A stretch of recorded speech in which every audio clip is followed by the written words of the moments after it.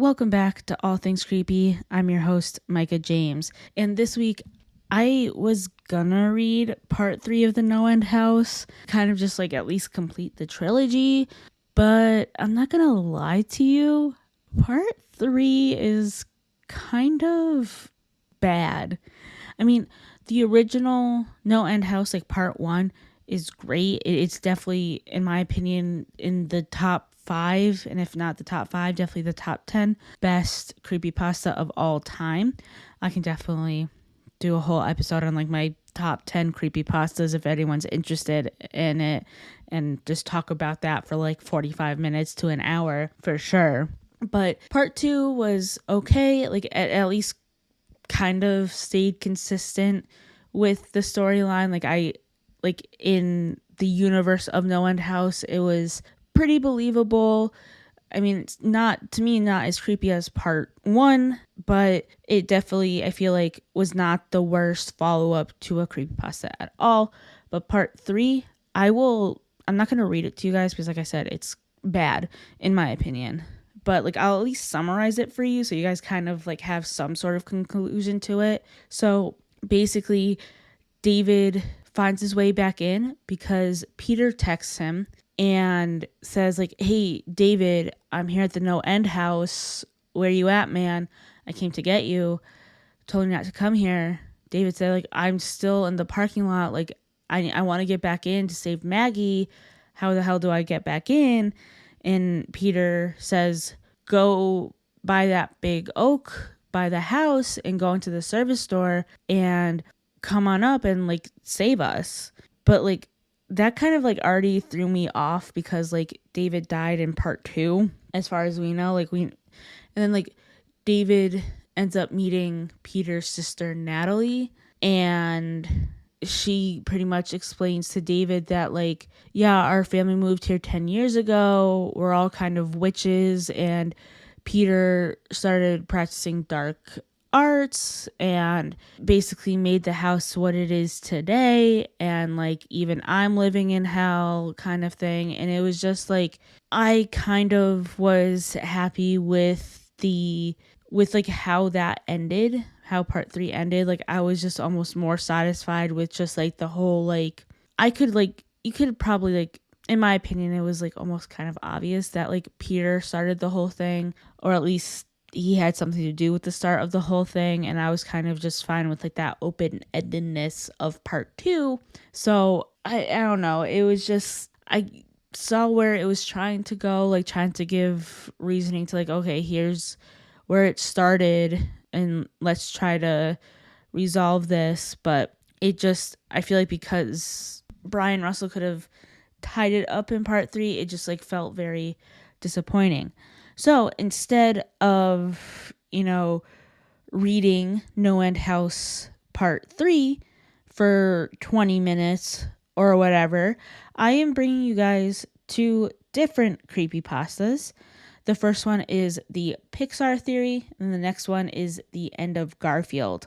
I know I've been very creepypasta heavy lately, but it's just been very busy at work. I'm not going to lie, to the point where like I really can't research for episodes lately, but I still want to bring you guys content. So I don't want to promise anything for next week, but I'm hoping that I will bring you guys an actual research episode next week. I do semi have it planned, so please look forward to that. Otherwise, let's dive right into it and start reading these, shall we?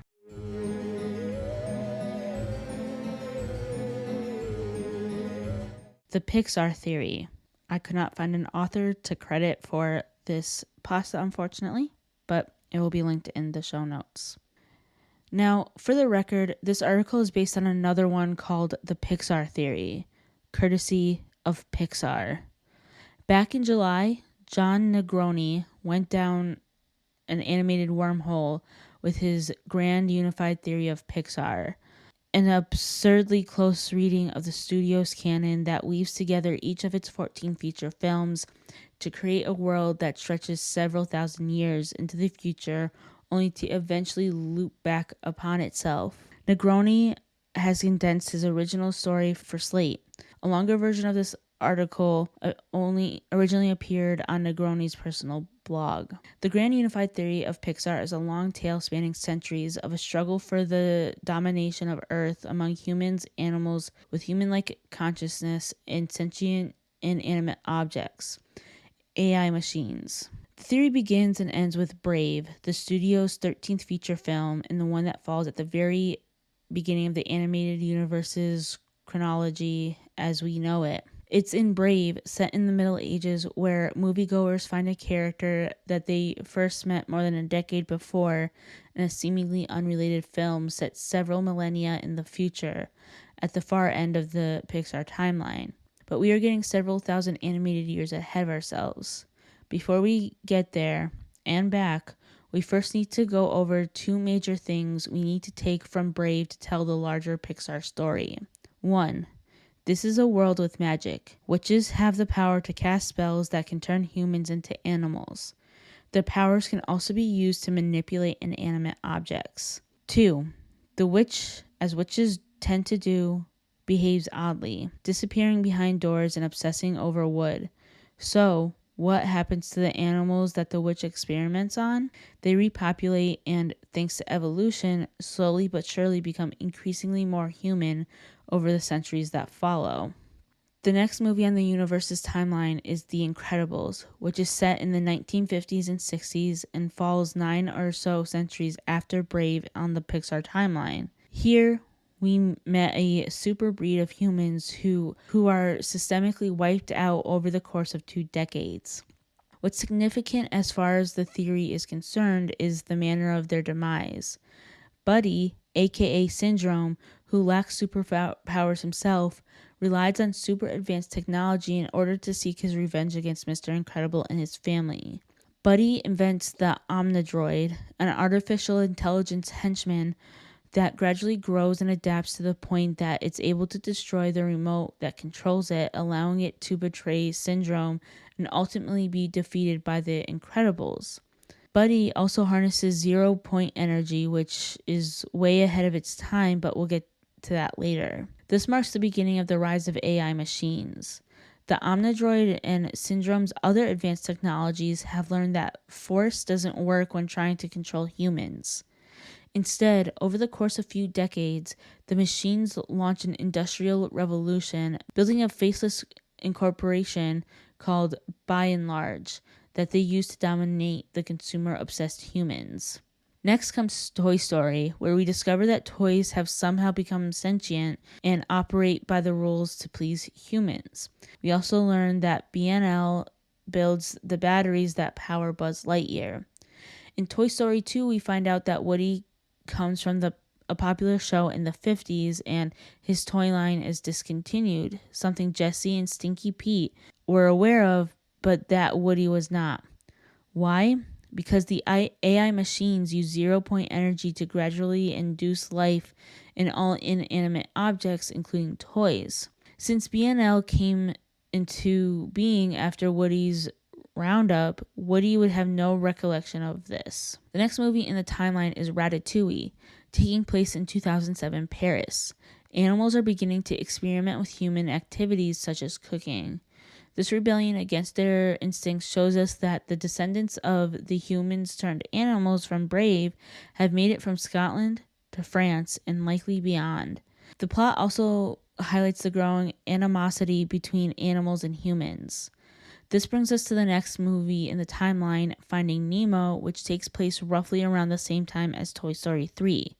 We know this because Molly, Andy's sister, is reading a magazine with Darla on the cover. This is the same Darla from Finding Nemo, and she hasn't aged. Finding Nemo continues to explore the animosity between animals and humans, but also shows us the result of growing intelligence among animals. Sharks are trying to be vegetarians, fish are helping each other across an entire ocean network, and animals are trying to get out of their tanks and cages. Before all this comes to a head, we have to acknowledge Toy Story 3, which takes place in 2010. This movie really delivers the point that toys will do anything for their owners, even if that means losing their purpose and happiness. This bond between objects and humans sets the tone for what's about to happen next. The next movie in the timeline is Up, which takes place years after Toy Story 3. We know this because there's a postcard from Carl and Ellie in Andy's room. This means Ellie is still alive and the events of Up have not happened yet. Up is extremely important because we finally see BNL taking over. Carl is forced out of his house by a corporation that is trying to expand the city. Even more importantly, we find Charles Muntz has invented collars that allow him to hear the thoughts of his dogs. It's likely that the events of Ratatouille happened in plenty of other places, giving Muntz the idea that his ambitions could be accomplished more efficiently by animals since he's tracking a bird. The implication of this technology is that humans are beginning to overstep their bounds with animals, causing an imbalance of nature. We don't know exactly what happens between humans and animals, but we do know that machines take over completely. In WALL-E, which takes place centuries later, we learn that BNL takes over all of the world governments and it exiles humans to space so that they can clean up the mess they've made from pollution. We don't see what the planet looks like before humans leave, which means BNL could have exiled humans in an effort to curb intelligence and growing dominance of animals. The next movie in the timeline is Cars, which explores a familiar Earth being populated by machines with human qualities. Strangely, very few animals exist because of this. The problem with machines running Earth, however, is that the planet is drained of resources, a problem addressed in Cars 2. BNL realizes that Earth is useless because of this and abandons the planet entirely. The result is a barren wasteland 700 years later. In WALL-E, we find a robot that BNL left behind that is still trying to fulfill its programming. WALL-E likely survived because of his ingenuity. He scavenges parts to stay running, befriends a cockroach, and watches old movies. For the same reason that toys seem to stay alive because of the love of humans, so does WALL-E. He discovers the last shred of life on Earth and travels to Axiom to be with Eve. The problem is that Axiom is run by the autopilot, an AI of course, and tries to stop WALL-E from freeing humans from their dependence on machines. WALL-E liberates the humans and they rebuild society on Earth. In the credits we see the last planet life has grown into a mighty tree. We see that tree on the island in A Bug's Life, where we find that animals are living separately from humans, something we never seen in other Pixar films, incorporating human activities such as cities and a circus in their lifestyle. Because the earth was terribly polluted, animals have begun mutating as a result of adaptation. They have progressed past humans and overshadow their limited population. As a result, humans die out and animals become the dominant species. After thousands of years, animals become monsters, a super species we see in Monsters University and Monsters Inc. The only problem is that humans are the source of energy for machines, so monsters have an energy crisis without them. So the monsters invent time-traveling doors that allow them to harvest energy from humans in the past. To prevent monsters from changing time, they are taught to believe humans are toxic and they can't alter that world. Only a few monsters at the top know that this is time travel. Carving in the witch's cabin. As a result, Sully becomes attached to a human child named Mary, Boo, who grows to love him. Sully eventually disappears. Boo becomes obsessed with trying to find him. Because of her time in the monster world, she knows the doors are the key. So, Boo finds a way to use wood as a means of time travel using doors. She becomes a witch traveling across the time to find Sully, not really realizing that he was millennia ahead of her. So Boo goes backward, believing that finding the source of this magic will make her powerful enough to find him. She is the witch from Brave. Her love for Sully is actually the crux of the Pixar universe. Note, Pixar's Jay Ward has responded to John Negroni's theory. I think somebody had a lot of time on their hands.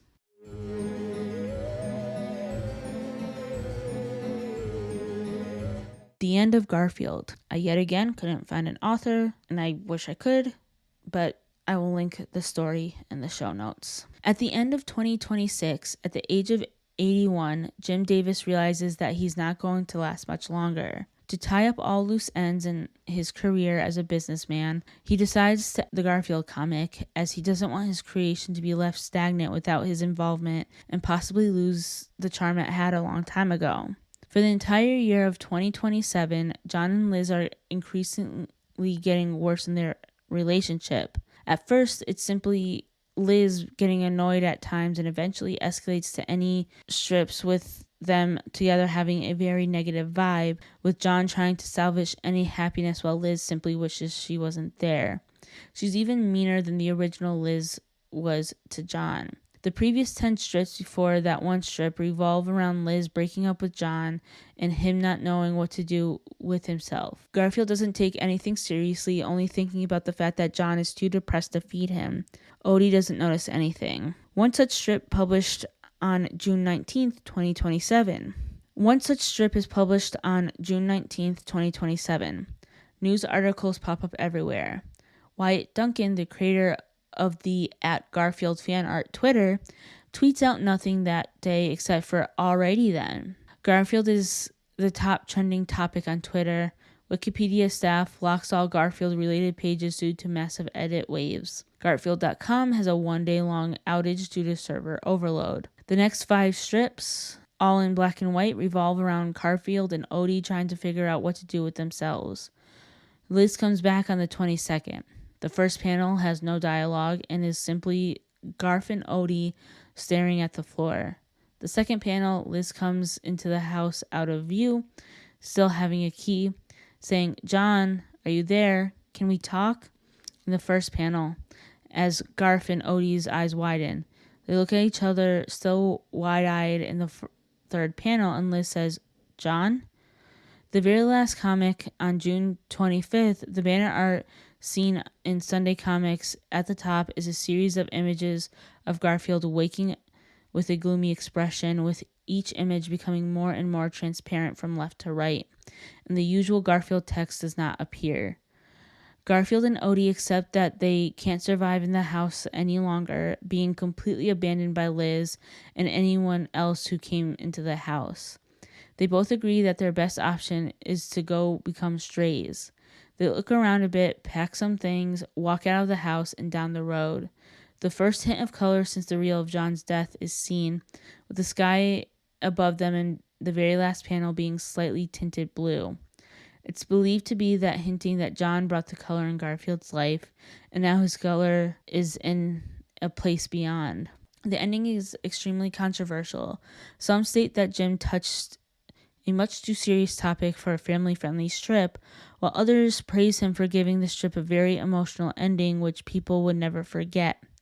Many people in defense of the ending cite the series of comics from October 23rd, 1989 to October 28th, 1989, which were much more serious than every other Garfield comic. Some theorize that this ending was planned from the very beginning, and that the series of comics is actually taking place many years after the ending, as Garfield comes back to the house and loses his mind. Jim Davis lives the rest of his life happily, spending time with his family and occasionally still writing personal comic strips that aren't Garfield.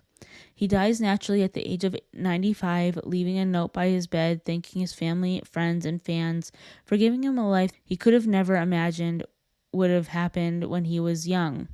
His grave is a specially made Garfield sculpture that resembles the original 1978 Garfield.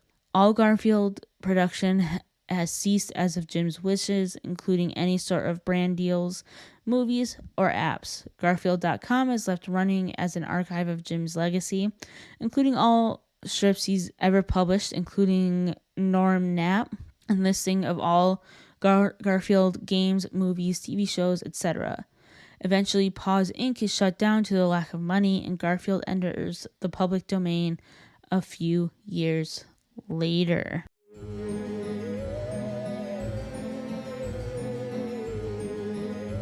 Okay, so like I said before I started reading each theory, I could not find authors for the pastas that I've read, but both will be linked in the show notes. So anyways, that is it for this week. Like I said, I am hoping that I will come back with an actual researched topic next week, even if it is on the shorter side.